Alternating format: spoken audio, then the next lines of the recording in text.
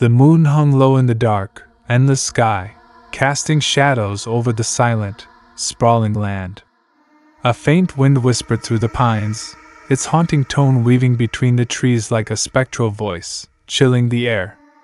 I stood motionless near the fence line, clutching a flashlight that flickered weakly, its beam barely piercing the oppressive blackness. Then, the sound came again, a sharp whistle that seemed impossibly close, sending shivers cascading down my spine.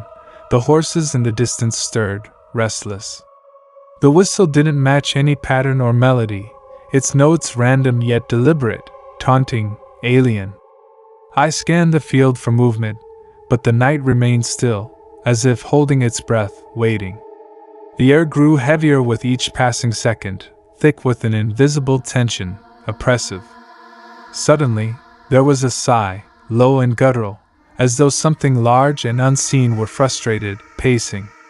Then, silence returned, unnaturally complete, like the world itself had ceased to exist, momentarily. The usual chorus of night, the owls, crickets, and rustling leaves, was gone, replaced by an eerie, suffocating void, unnatural. I stepped closer to the fence, my boots crunching softly against the gravel, heart pounding.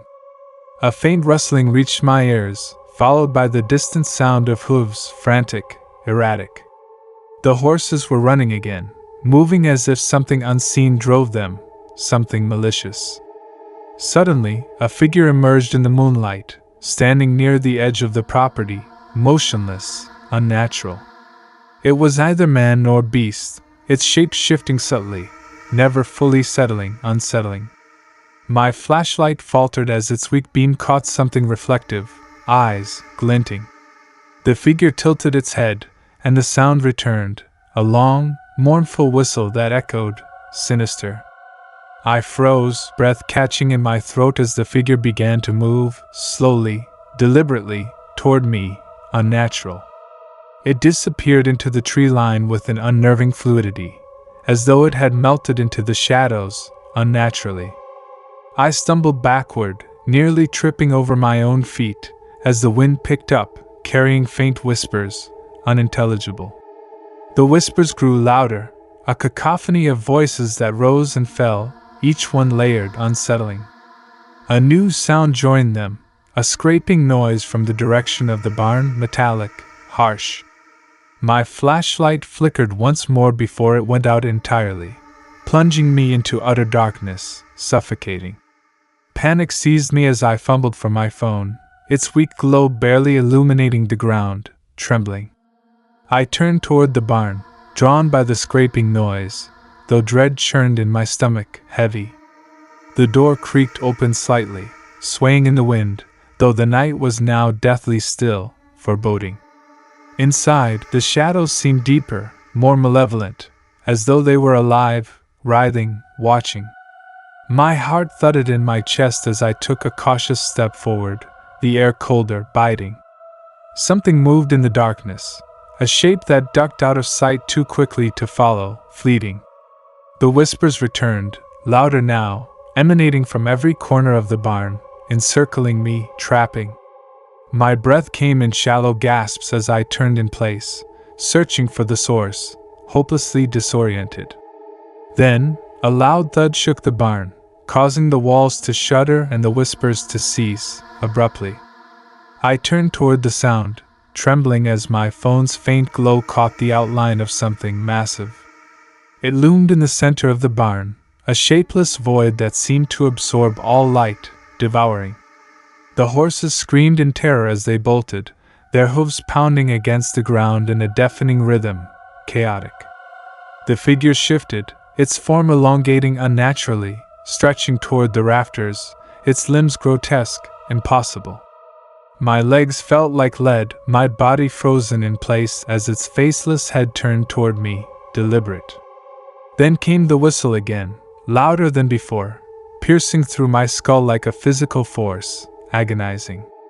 I bolted, adrenaline flooding my veins as I stumbled out of the barn and into the field, disoriented. Behind me, The barn door slammed shut with a force that sent a gust of wind howling past. Unnatural. I didn't look back, too terrified to see if it was following, though I could feel its presence, suffocating. My feet pounded against the ground as I ran toward the house, the whispers chasing me, relentless. The air grew colder with each step, my breath forming clouds in the freezing night, impossible. As I reached the porch, the flashlight in my hand flickered back to life, weakly illuminating the door, inviting. I burst inside, slamming the door shut and locking it, my chest heaving as I leaned against it, trembling. The house was dark, silent, as though it had been waiting for me, watching, sinister. I moved cautiously through the rooms, checking each window and locking them, though it felt futile, pointless. The whispers were gone now, replaced by an oppressive silence that pressed against my ears, deafening. Suddenly, a soft tapping sound came from the kitchen, rhythmic and deliberate, like fingernails on glass, deliberate. My stomach churned as I approached the source, each step heavier than the last, filled with dread, foreboding. The tapping stopped as I entered the kitchen, the air thick with the scent of something acrid, burning. My flashlight flickered again, casting fleeting shadows across the room that seemed to move on their own, alive. I moved closer to the window, my hand trembling as I reached out to draw the curtain, hesitating. A face appeared suddenly, pressed against the glass, smooth and featureless, save for two hollow pits, empty. I screamed, stumbling backward as the figure melted into the darkness, leaving only a faint smudge on the glass, lingering. The whispers returned, louder now, as though they were inside the house, surrounding me, suffocating. My phone vibrated in my pocket, startling me, and I fumbled to answer it, my hands shaking uncontrollably, desperate. A voice crackled through the speaker, faint and distorted, saying only one word before the line went dead. "Run!" The lights in the house flickered violently as the whispers grew deafening, a chorus of voices screaming in unison, unbearable.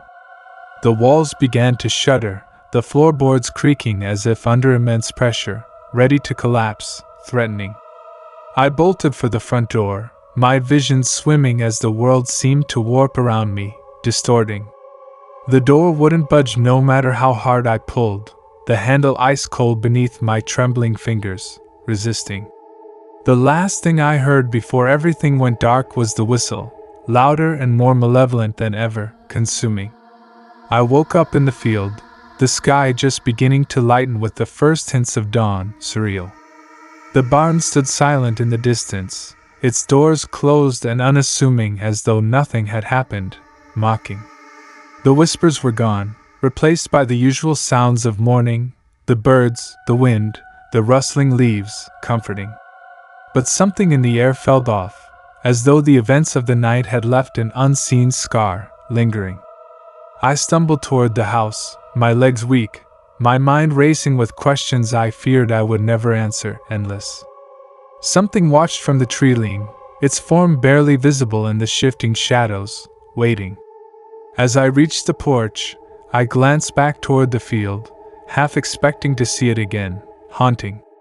But there was nothing, only the rising sun casting long shadows over the grass, deceptive. Yet deep down, I knew it wasn't over, that whatever had visited me in the night was still there, waiting.